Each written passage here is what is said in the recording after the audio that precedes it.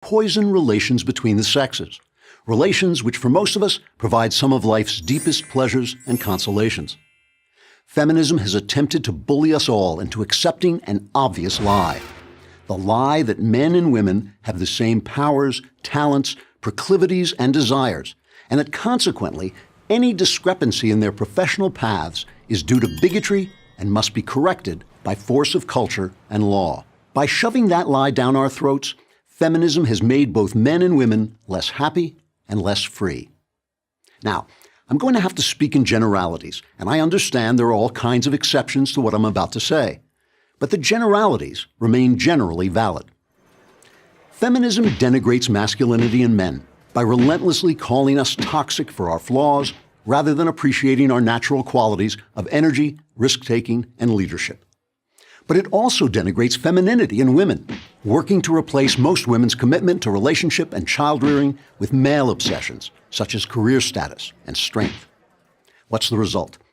Take a look at the quintessential feminist icon, Rosie the Riveter, flexing her muscle. The truth is, any man of the same size and fitness can make a bigger, stronger muscle than Rosie can. By herding women away from their feminine natures, feminism seeks to transform them from first-rate women into second-rate men. Now, perhaps you'll protest. Isn't feminism simply the idea that women have the same human rights as men? No, it isn't. That philosophy is called classical liberalism, which holds that we are all equally endowed by God with the inalienable rights to life, liberty, and the pursuit of happiness. But wait, doesn't the Declaration of Independence say that all men are created equal? Yes, classical liberalism was an idea conceived by and largely for Christian white men. But, like all ideas, good and bad, classical liberalism has evolved over time according to its internal logic, so it now includes all races and both sexes. Good job, Christian white men. Thanks for the great idea. As its excuse for the damage it does to our lives, feminism has developed the historical mythology that men have oppressed women and now must be suppressed in their turn to even things out. Let me propose a different narrative that has the advantage of possibly being true. Insofar as men and women are physical creations, their central purpose is the production of more human beings. Women are therefore fashioned in body and mind to make and nurture children, and men to protect and support those children during their relatively long maturation period. All societies shape themselves around these necessities.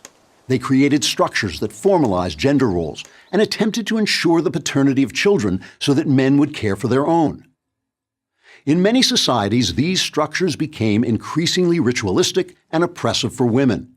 But the opposite happened in the Christian West. Why? Take a look at your Bible, Proverbs 31. The biblical ideal of a good woman is not only strong, kind, and wise, she's also a creative and economic dynamo.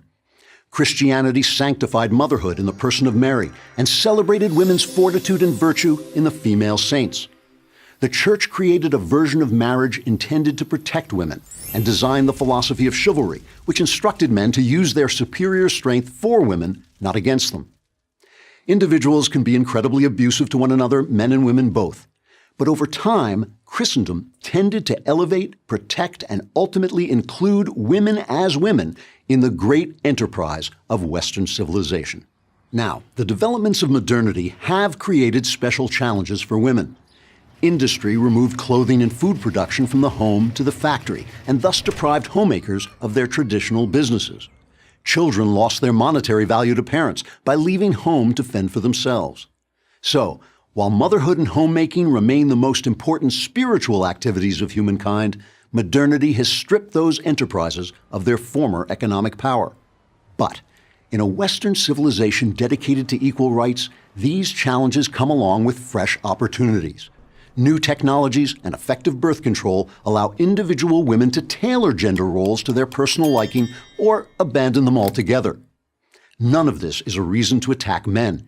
In fact, these new opportunities are largely the result of men's inventions and their ideas. And none of it requires women to abandon the femininity which is one of the graces of our world. It's just change and progress, that's all.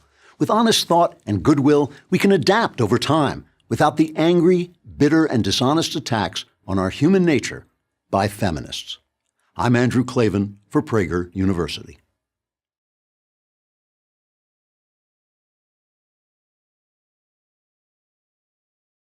Thank you for watching this video.